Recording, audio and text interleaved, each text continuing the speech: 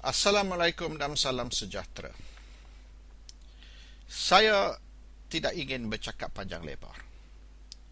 Saya telah banyak kali bercakap semasa pilihan raya, di luar pilihan raya, dan di berbagai-bagai majlis. Malam ini, saya nak cerita ringkas sahaja. Saya nak cerita sebab apa kita berkumpul di stadium ini pada malam ini. Kita kena imbas kembali kepada Kelantan. Kelantan telah 20 tahun diperintah oleh kerajaan PAS. Tapi sampai hari ini, masih ada usaha-usaha dari pegawai kerajaan untuk sabotaj dan menjatuhkan kerajaan negeri. Peranan pegawai kerajaan dan setiausaha kerajaan khasnya tidak boleh dinafi. Dan sekira setiausaha kerajaan dan pegawai kerajaan berpihak kepada mana-mana parti, maka kerajaan itu boleh bertukar. Ambil contoh Perak.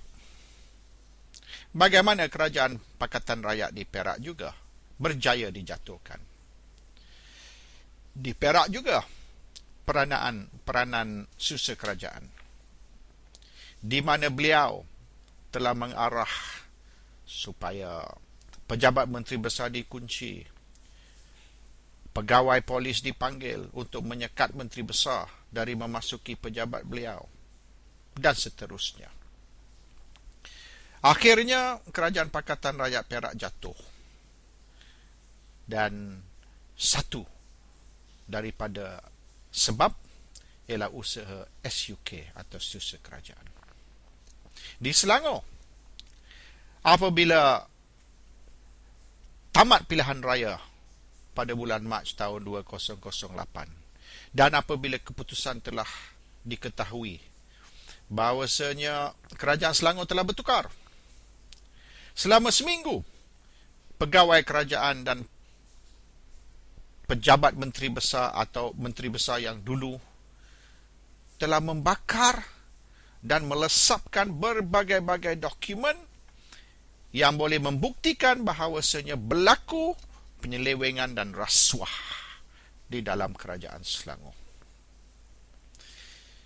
Kita tidak boleh kepala dan badan bergerak in opposite direction ataupun tidak satu hala.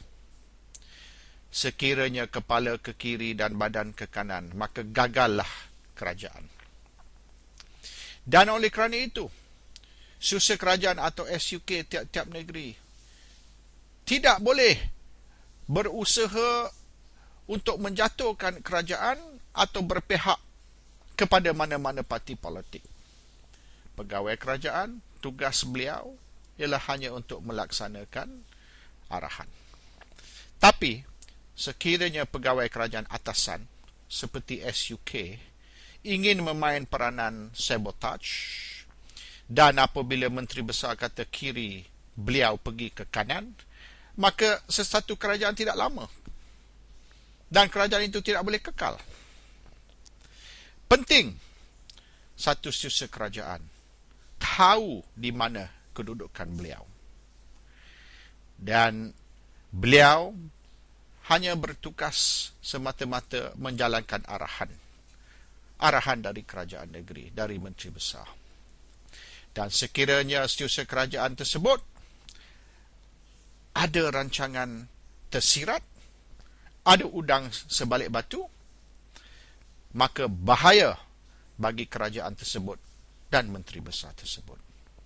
Oleh kerana itu, kita tidak boleh menerima pilihan dari kerajaan pusat. Pilihan untuk SUK telah pun dibuat oleh kerajaan negeri.